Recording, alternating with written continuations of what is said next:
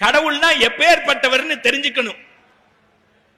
ராமகிருஷ்ண பரமஹம்சர்னு ஒருத்தர் இருந்தார், உங்களுக்கு எல்லாம் தெரியும்.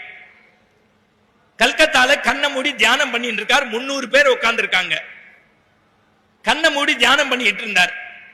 ஒருத்தர் வேகமா வந்தார், நேரா மேடைக்கு போனார், மைக்கில் அப்படி கை தட்டினார், கண்ணை திறந்துட்டார். ராமகிருஷ்ண பரமஹம்சர், என்ன பண்ணிட்டு இருக்கீங்கன்னார். நான் கண்ணை மூடி கல்கத்தா காளியோட பேசிட்டு இருக்கேன்னார். உடனே மக்களை பார்த்து சொன்னார், மக்களே, மகாஜனங்களே, இந்த ராமகிருஷ்ணர் எப்படி நம்மளை முட்டாளாக்குறார் பாருங்க. கல்கத்தா காளியோட பேசுறேங்கிறாரு, அந்த காளியை 2 நிமிஷம் என்னோட பேச சொல்லுங்கன்னாரு. உடனே நம்மளா இருந்தா கோபப்பட்டிருப்போம். பகவான் ராமகிருஷ்ணர் சொன்னார், ரொம்ப மகிழ்ச்சி, நீங்க யாருன்னாரு. ஐ எம் ஏ டாக்டர் அப்படின்னாரு. நீங்க யாருன்னாரு. I M A டாக்டர்னாரு. உங்க கையை என் தலைமையில வச்சு என்னைய ஒரு 2 நிமிஷம் டாக்டர் ஆக்குங்களேன்னாரு.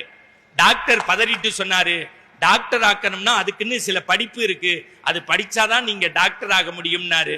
அப்ப பகவான் மக்களை பார்த்து சொன்னாரு, படிச்ச MBBS வாங்கின டாக்டர் சொல்றாரு, நான் 2 நிமிஷம் டாக்டரா இருக்கணும்னா படிக்கணும்ங்கிறாரு.